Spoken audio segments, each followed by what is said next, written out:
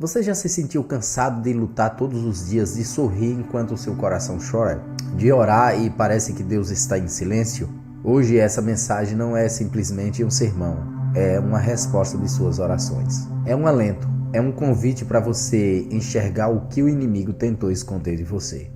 Fique comigo até o final desse vídeo. Eu trouxe um sermão aqui com o pastor Arilton e você precisa assistir até o final. Se não é inscrito, já se inscreve no canal para receber mais vídeos como esse. Quero convidar você a abrir sua Bíblia comigo. Eu acho que você sabe o verso, né? Quando colocamos o título, Então virá o fim. Quem sabe você se lembrou de Mateus 24:14, de onde extraímos essa expressão. Mateus 24:14 é o texto que iremos usar nesta manhã.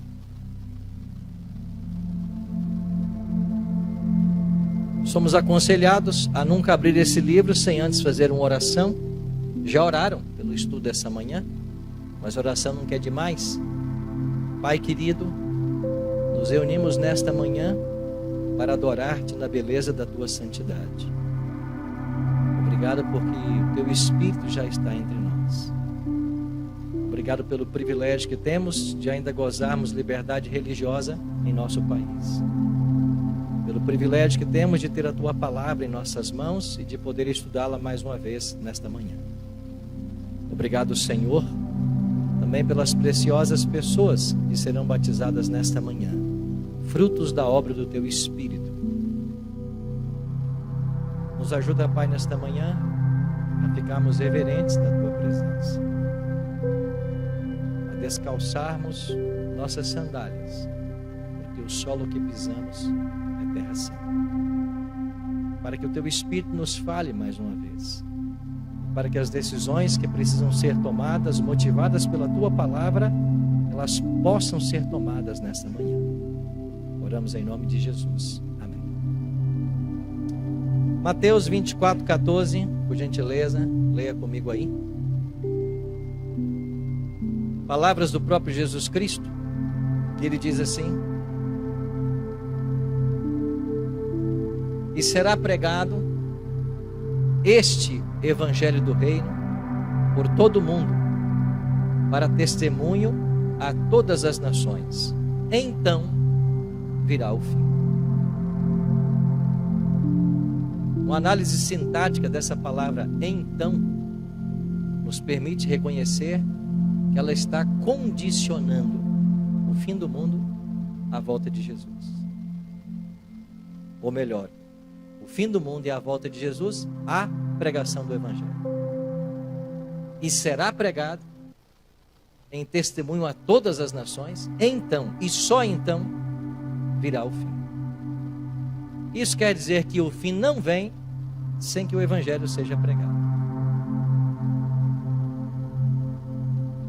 Essa pregação, esta profecia de Cristo, ela tem um duplo cumprimento, como a gente percebe aqui em Mateus 24, onde Jesus ele mescla os eventos do fim do mundo com a destruição de Jerusalém no ano 70. Há um duplo cumprimento de Mateus 24:14. Tudo começou em Atos 2, quando o Espírito Santo foi derramado. Esse evento é singular porque é o cumprimento de uma profecia feita há séculos no passado. E se você puder abrir a sua Bíblia comigo lá em Joel, é um livro pequeno, mas você está acostumado a achar Daniel, né? Aí você passa Oséias, depois é Joel. No capítulo 2, Joel capítulo 2, verso 23, o profeta escreveu: Alegrai-vos, pois, filhos de Sião, regozijai-vos no Senhor vosso Deus, porque ele vos dará em justa medida a chuva, e fará descer como outrora a chuva temporã e a chuva serôdia. E no verso 28, ele continua: E acontecerá depois que derramarei o meu espírito sobre toda a carne, vossos filhos e vossas filhas profetizarão, vossos velhos sonharão e vossos jovens terão visões.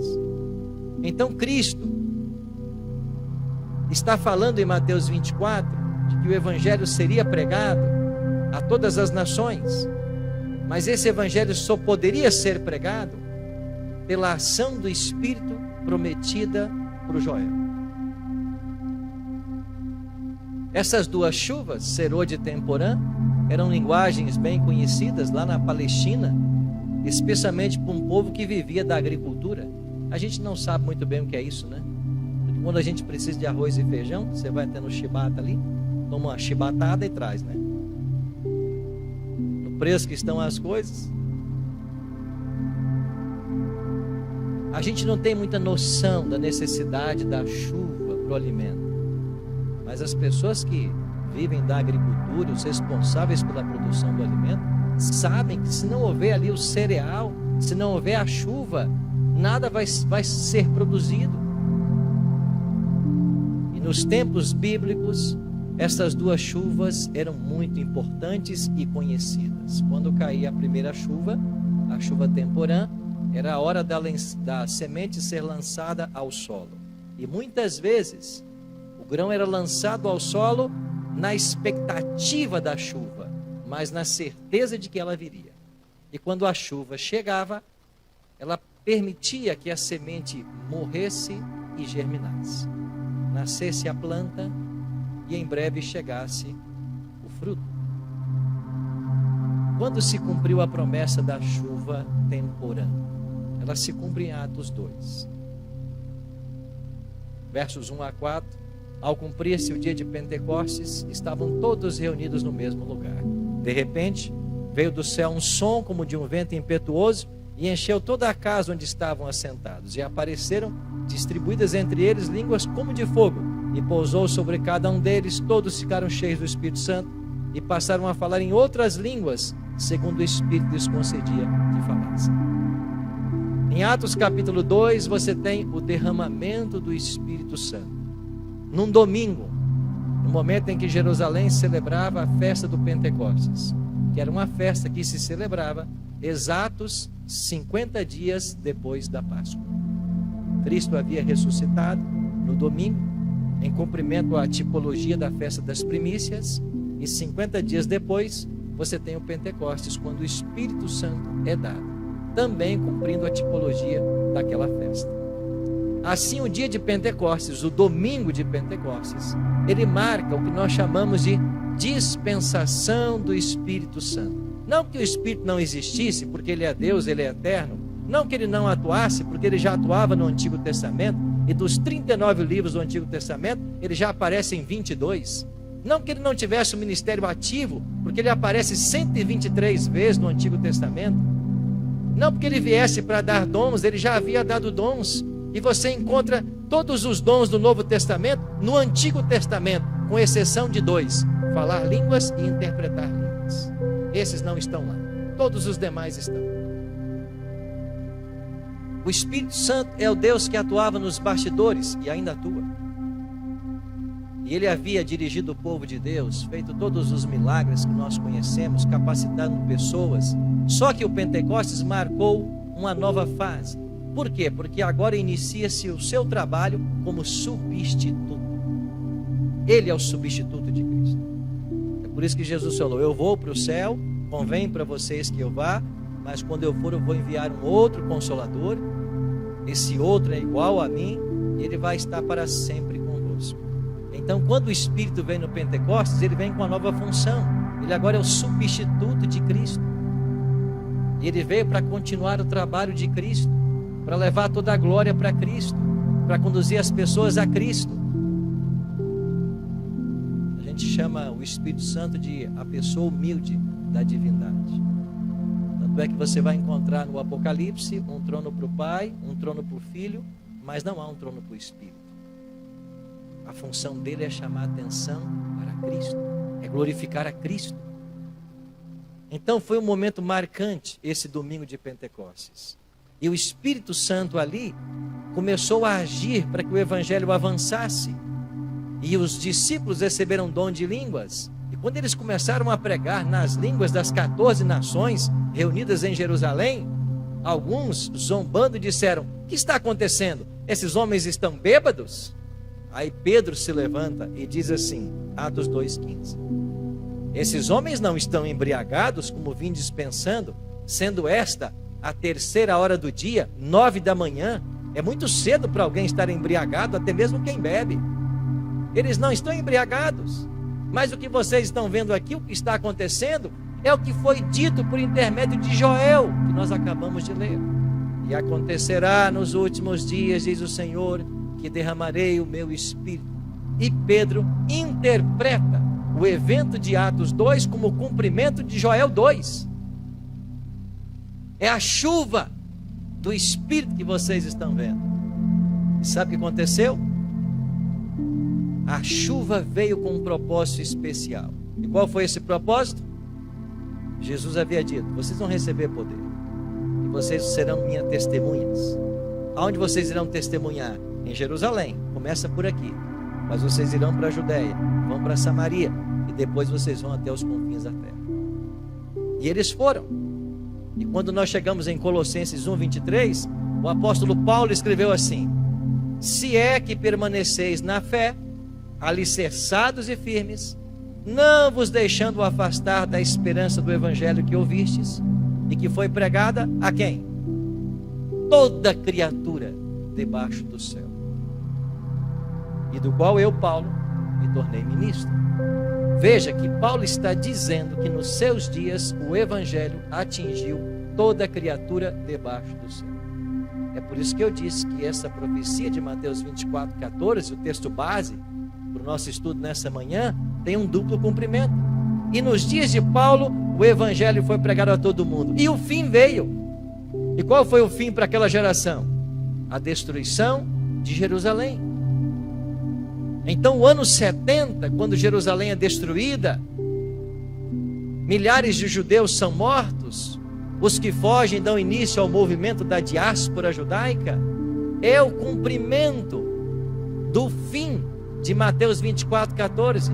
O evangelho foi pregado e o fim veio.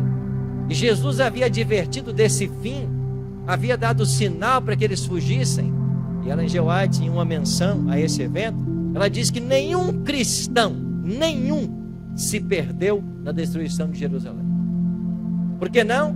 Porque quando os exércitos romanos sitiaram Jerusalém, houve um momento que eles baixaram guarda. E este era o sinal que Cristo havia dado cerca de 40 anos antes, para que eles fugissem. E quando eles baixaram guarda por um momento, todos os cristãos fugiram. Quando voltaram os exércitos, eles só encontraram ali os judeus que não haviam aceitado Cristo, e estes morreram. E Flávio José, um historiador do primeiro século, disse que morreram tantos judeus que nas escadarias do templo descia sangue como a enxurrada de uma chuva. Tanto judeu que morreu no ano 70, porque não ouviram a advertência de Cristo. O evangelho foi pregado, o fim veio, primeiro cumprimento de Mateus 24:14. Agora eu disse que há um duplo cumprimento. Por quê? Porque o início da igreja cristã é marcado com a vinda desta chuva, a temporã, e nós podemos chamar isso do grande arco da atuação do Espírito Santo. E agora nós estamos aguardando o fechamento do arco, quando virá um novo Pentecostes.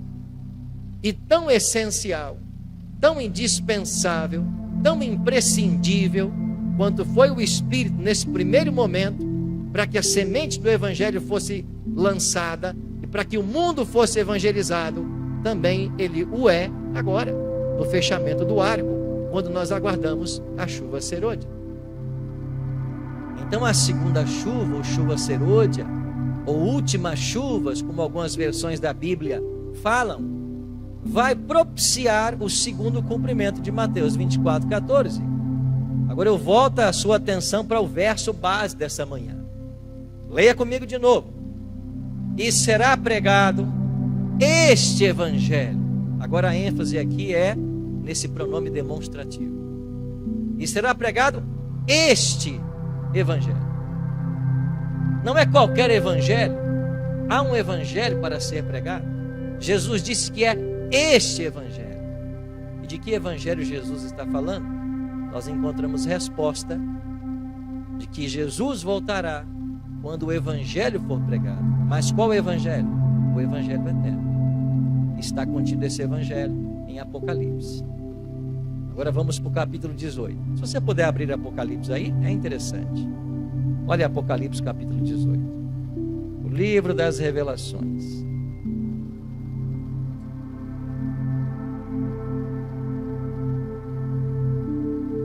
Trouxe sua Bíblia para a igreja hoje? Deixa eu ver a sua Bíblia. Levanta. Está mais alto. Amém? Eu comecei a dizer essa semana. Gravamos o Bíblia Fácil essa semana. E eu comecei a dizer de novo que nós adventistas somos o povo da Bíblia. Espero que eu não seja envergonhado. Mas eu vou dizer daqui para frente. Viu, Tito? Está na mira. Nós somos o povo da Bíblia. Vamos levar essa igreja a ser o povo da Bíblia. A conhecer a Bíblia. A todos ficar bom na mira. Não deixe de trazer sua Bíblia para a igreja. Não deixe de ter a Bíblia.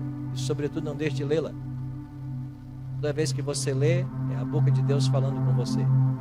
Né, Maria? Minha amiga Maria. Aonde está o acontecimento da chuva serôdia no Apocalipse? É no capítulo 18. E no verso 1 diz assim: depois dessas coisas, vi descer do céu o quê? Por que outro anjo? Porque no capítulo 14 já haviam sido vistos 3. Apocalipse 18:1 é o quarto anjo. Vi outro anjo, é o quarto. Quando esse anjo veio, o que aconteceu?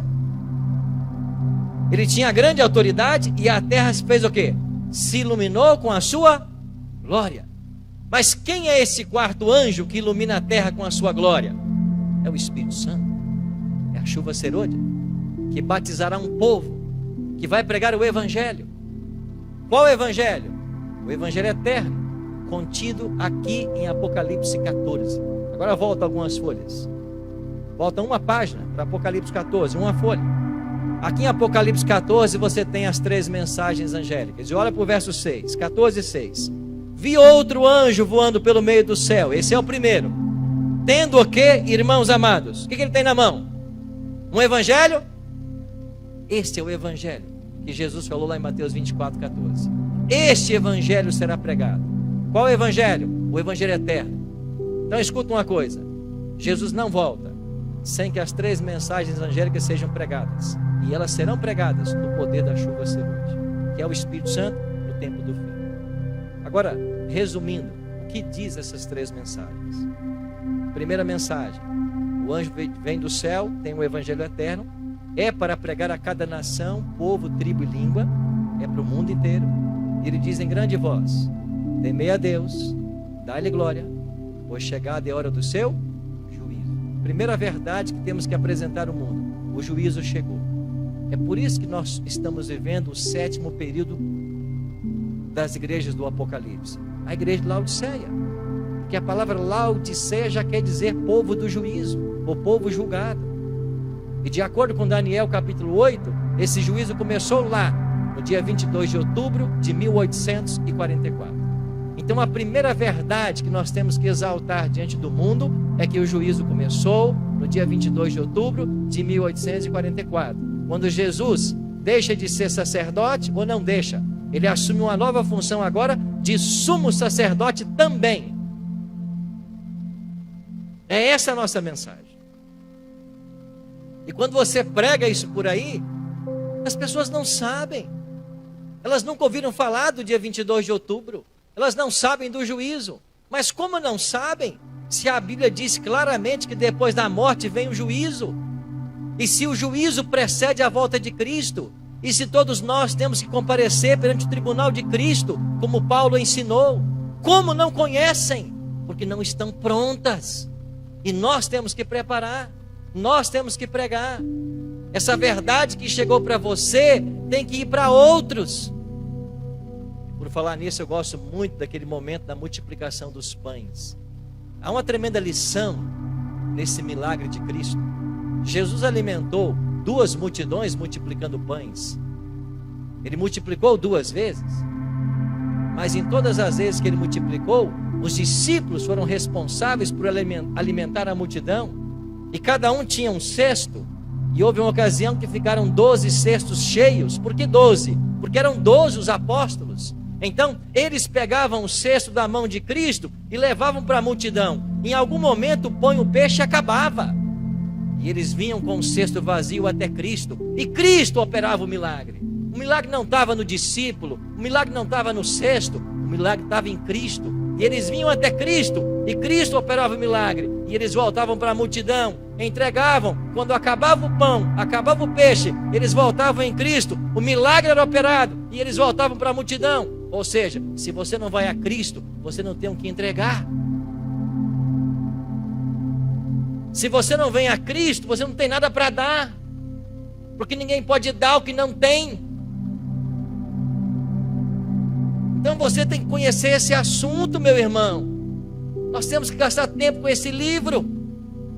E a nossa igreja, tão amada, vive um fenômeno. Nós nunca tivemos em nossos bancos tantos mestres, tantos doutores, tantos pós-doutores, tantos livres docentes, conhecedores de todas as matérias, mas cada vez menos conhecedores de Bíblia. A gente está gastando 8 horas por dia com matemática, com aritmética, com física quântica, nos preparando para um vestibular, e está certo, não tem problema. Mas de que adianta tudo isso se eu não gasto tempo com a Bíblia? Porque não é matemática que vai salvar ninguém. Não é física quântica, é o Evangelho. E sabe o que Ellen G. White ensina? Se você acredita nela,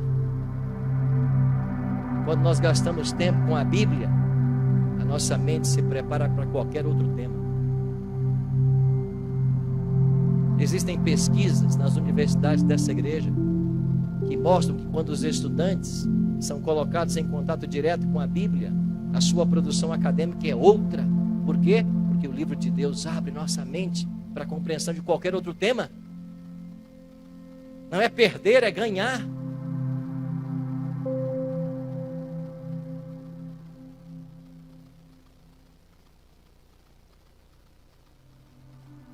Não espere que alguém vai aprender por você.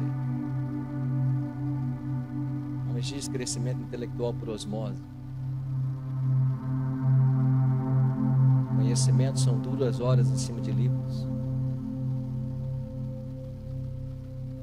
Você precisa disso. Eu preciso. Nós precisamos. Ah, pastor, o senhor fala isso porque isso é a ferramenta de trabalho do senhor. É verdade. Hoje é minha ferramenta. Mas hoje é a ferramenta. Nem sempre foi. Pelo menos dos 13 aos 22 não foi ferramenta de trabalho. Dos 13 ao 22, gastei muito tempo com esse livro. Você precisa gastar também. A não ser que você não queira o céu. Mas se você não quiser o céu, tudo muda de figura.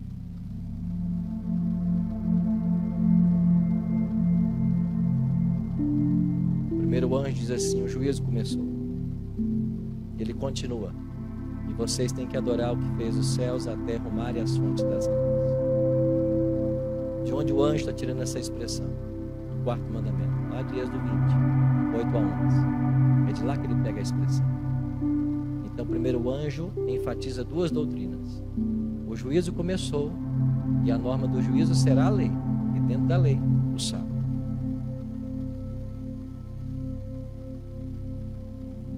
Se você não santifica o sábado, não adianta guardar os outros 9.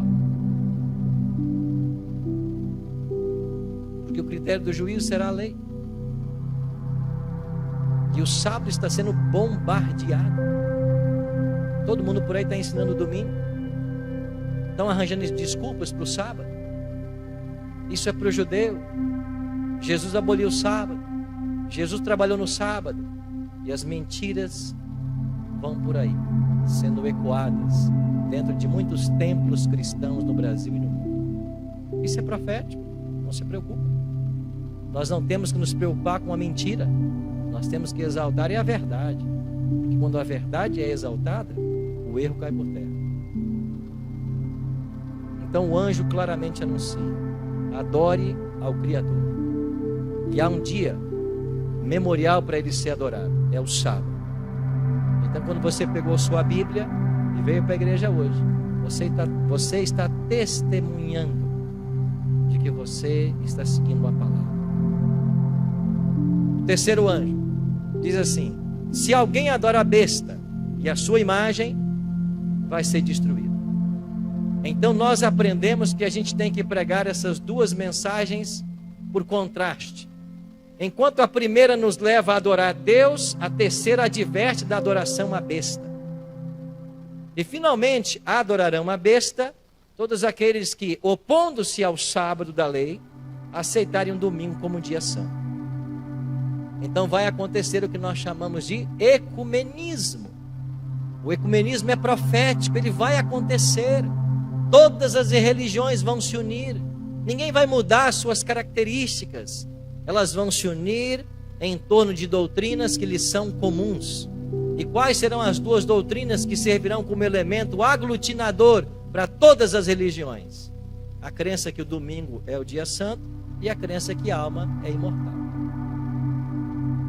Todas as religiões se unirão com base nessas duas mentiras. É por isso que o terceiro anjo diz: não adorem a besta, porque quem adorá-la vai ser destruído. E no meio dessas duas mensagens tem um apelo, que é a segunda mensagem: caiu a grande Babilônia, sai dela, povo meu. Olha o que diz aí, Apocalipse 14. Terminou a pregação das três mensagens. A chuva serôdia veio, o mundo foi advertido, os sinceros foram chamados a sair de Babilônia. Então o fim vem. E o fim é descrito como uma colheita. Olha Apocalipse 14, 14. Terminou a pregação no versículo 12. No 14 já é a volta de Jesus. E olha que bela alegoria. Olhei, e eis uma nuvem branca, e sentado sobre a nuvem, um semelhante a filho de homem, tendo na cabeça uma coroa de ouro e na mão uma foice afiada. Quem é esse? É Cristo. Ele volta agora, não para ser crucificado, não para ser cuspido, não para ser maltratado, não para ser rejeitado e rechaçado. Ele volta como Rei dos Reis. Ele volta ao lado do Pai. Ele volta em seu trono. Ele tem uma coroa na cabeça e ele tem uma foice na mão. E aí sai do santuário uma voz gritando para Jesus e dizendo: toma a tua foice e ceifa, pois chegou a hora de ceifar, visto que a seara da terra já amadureceu. Veio a chuva serôdia, o grão amadureceu, é hora de colher. Então Cristo volta e diz a parábola do joio e do trigo, que ele com a sua foice vai recolher o trigo e colocar no celeiro, vai ajuntar o joio para ser queimado. Aonde? No fogo que foi preparado para o diabo e seus anjos. Mas os pecadores que não largaram a mão do diabo irão com ele. É o que a Bíblia ensina. Então teremos a colheita. E se eu e você não recebemos esse poder quando ele vier, nós estaremos susceptíveis ao outro poder, ao outro espírito. Porque finalmente nesse tempo do fim, todo ser humano será cheio de um espírito. E os que não tiverem o Espírito de Deus serão tomados pelos demônios. Então é imprescindível que eu saiba a respeito desse tema e que eu saiba quais as condições que eu tenho que preencher para receber esse poder. Eu vou mencionar 3, dado a brevidade do tempo. Primeiro, eu preciso orar por ele, eu preciso pedir por ele. Zacarias aconselha: pedi ao Senhor chuva no tempo das chuvas serôdias. Ao Senhor que faz as nuvens de chuva e dá aos homens aguaceiro, e a cada um a erva do campo. Nós temos que pedir. Jesus, para motivar-nos ao pedido, disse assim: qual de vós é o homem que, se o filho lhe pedir um pão, vai lhe dar uma pedra? Se pedir um peixe, vai lhe dar uma cobra? Ora, se vós que sois maus, sabeis dar boas coisas aos vossos filhos, quanto mais o Pai Celeste dará o seu Espírito àqueles que lhe o pedirem. Jesus incentivou-nos a pedir o Espírito. Então nós temos que orar por Ele. Ele nunca vai vir se você não orar. Segundo, nós temos que nos arrepender e confessar os nossos pecados. Essa é uma condição imposta em Atos. Olha o que disse Pedro: arrependei-vos, pois, e convertei-vos, para serem cancelados os vossos pecados, a fim de que, da presença do Senhor, venham tempos de refrigério. E essa expressão, o tempo de refrigério pela presença do Senhor, é uma alusão à chuva serôdia. E que envie Ele o Cristo, que já vos foi designado Jesus. Então, se não houver arrependimento e confissão de pecados, o Espírito não virá. E terceiro, nós temos que nos unir.